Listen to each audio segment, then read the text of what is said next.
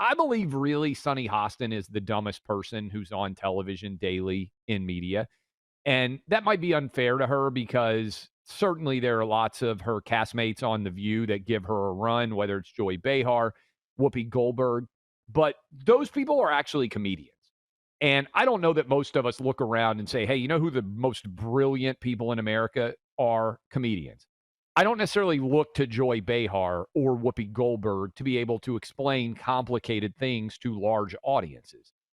Sunny Hostin, I believe, has a law degree from Notre Dame. Team, will you confirm that that is correct? The Fighting Irish gave Sunny Hostin a law degree. I know she has a law degree. I think it's from Notre Dame. But her inability to understand basic legal related issues when she's talking to her audience suggests to me that Notre Dame should ask for that law degree back. Here is Sunny Hostin yesterday on The View saying firing Stephen Colbert is the dismantling of our democracy and the dismantling of our Constitution. Listen to cut 10. If it is political, this is the dismantling of our democracy. This is the dismantling of our Constitution, right? And so the First Amendment is the First Amendment for a reason, and that is freedom of the press, freedom of speech, freedom to speak truth to power. If that is taken away, if the comedians are being attacked, then that means our Constitution is being dismantled. That's right. That means the very rubric of our democracy is being dismantled. And I think every single person should be really, really concerned about it. And if we find out it is political, what are we going to do as a country? We must protect our Constitution and we must protect our democracy. She is a moron. She does, in fact, have a law degree from Notre Dame. Notre Dame, after that segment aired, should say, actually, could we please have your JD back? I don't know if she ever passed a bar exam. If she did, that is unbelievable. By the way, ABC, I'm just getting an update. ABC got back with us after we invited ourselves onto The View. Our producer, Allie, we got an email. Hi, tomorrow is our last day in studio for this season. The show returns in September for the new season. We then said we would do any day that they wanted in the new season. They have not responded. So we at least now have made contact with The View and negotiations are ongoing. And by negotiations, I mean we are happy to go on anytime. And they are likely to tell us that they will not have us on anytime. But that's how negotiations are going. It's kind of like how the single guys out there negotiations to date Sydney Sweeney are going. Hey, Sydney, anywhere you want to go, I'll show up. We'll date. And Sydney Sweeney is like, yeah, okay. Probably not clamoring to date you. But if you're a single guy, might as well shoot your shot. So basically, we are telling The View we'll be there anytime. Any place, anywhere, and The View is saying, hey, we got to wash our hair. We'll get back to you. But Sunny Hostin, I can't believe that a law graduate, again, I'm taking Whoopi Goldberg and Joy Behar off the table, that somebody who went to law school for 3 years at a elite law school like Notre Dame, it's a very good law school, could misapprehend basic First Amendment and Constitution-related law to go on and talk to that audience and be that stupid. Look, nobody has a constitutional right to get paid millions of dollars to tell jokes. If they did, that would be a hell of a gig.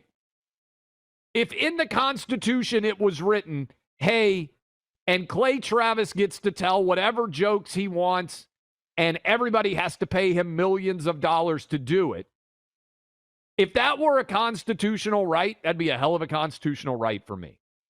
No one is taking away Stephen Colbert's right to free speech. If tomorrow Julie Talbot, my boss and Buck's boss, came in and she said, hey, you guys are fired, nobody would be taking away our First Amendment speech. We don't have a First Amendment right to talk to you on the radio every day. iHeart is a corporation, and they can decide, hey, who do we think is going to do a good show and make us money? We would like to enter into a contract with them. If we start doing a bad show, if we start not making them money, then we would be gone. That's the reality. Stephen Colbert's show lost $40 million. I will guarantee you, if this show lost $1 million, I bet Buck and I wouldn't have a job anymore. If Rush's show had lost $1 million, I bet Rush wouldn't have had a job anymore. Anyone who talks to large audiences for a living is obligated, unless you own the company yourself, which I do not, which Buck does not, which Sean Hannity does not, which Glenn Beck does not, which Jesse Kelly does not, all distributed by Premier on many of these same stations all across the nation. If we lose money, we're going to lose our jobs. That's good. That's how the marketplace works. No one is stopping Stephen Colbert from starting his own YouTube channel. No one is stopping Stephen Colbert from starting his own podcast. No one is stopping Stephen Colbert from telling as many jokes at the expense of whomever he wants the punchline to be for the rest of his life. All that has happened is Paramount, which owns CBS, their business people, they got out their ledger and they went down and they said, hey, we're losing $40 million on this show. Should we continue to lose $40 million on this show forever? Maybe more as the audience continues to decline and move online and move away from late night television. Most business people would say, no, we're not going to do this. Whatever you do, if you work at a for-profit business, if your mechanic shop is losing money, you're probably going to fire people. If your roofing business is losing money, you're going to fire people. If your gutter guard company is losing money, you're going to fire people. No one has the right to be employed for as long as they want and not have the consequences of that. And for Sonny Hostin to say, oh, our democracy, our Constitution, our First Amendment is at stake if Stephen Colbert is fired because his show isn't making money anymore, is so moronically unintelligent that I actually think Notre Dame should ask for their law degree back. And I think we should have an investigation into the bar exam that Sonny Hostin passed. Because if you have that poor of an understanding of basic constitutional law, I question how in the world you passed any bar exam. What an unbelievable idiot. But that's the kind of arguments that you are seeing now being made across the landscape. And guess what also just happened? Paramount, the parent company of CBS that distributes Stephen Colbert's show, just gave $1.5 billion to Trey Parker and Matt Stone, who do South Park, the comedic show, which has aired now for 20 some odd years on Comedy Central and is also owned by Paramount. They just gave them a new 5-year deal for $1.5 billion. And I believe I'm correct that their debut episode for the new season just aired last night, and they made a lot of jokes at Donald Trump's expense. Paramount didn't fire them. Do you know why? Because their show makes money. And if your comedy show makes money, my bet is that every business in America is going to get behind you and want to make more money.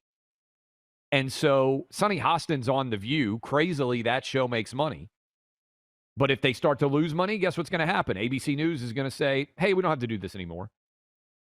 Corporations aren't bound to make you rich because some people happen to like your politics. Failure to understand basic business actually is a huge issue across the entire landscape of America right now. If you want to make more money and you work at a for-profit business, let me give you a little piece of advice on behalf of business owners everywhere, on behalf of small business owners everywhere. Make them more money. I have never seen anybody get fired who makes their bosses a lot more money year after year. And that is, in fact, the truth, whether Sonny Hostin knows it or not. Poor Notre Dame Law School. Please ask for your law degree to be returned because you have given it to a moron that is actually destroying the value of your overall institutional worth. I want to tell you, talk about value. How about Birch Gold?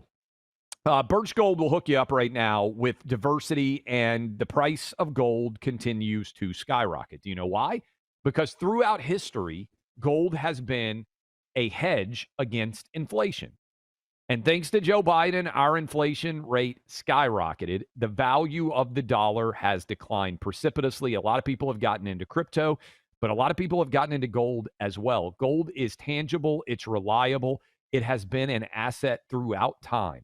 And if you're interested in adding gold to your overall resume, to your overall portfolio, you can get hooked up right now with Birch Gold. You can even convert an existing IRA or 401k into a tax-sheltered IRA with physical gold.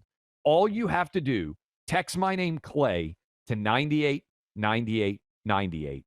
Birch Gold will send you a free info kit on gold. All you have to do, again, my name Clay, 989898. Just learn about it.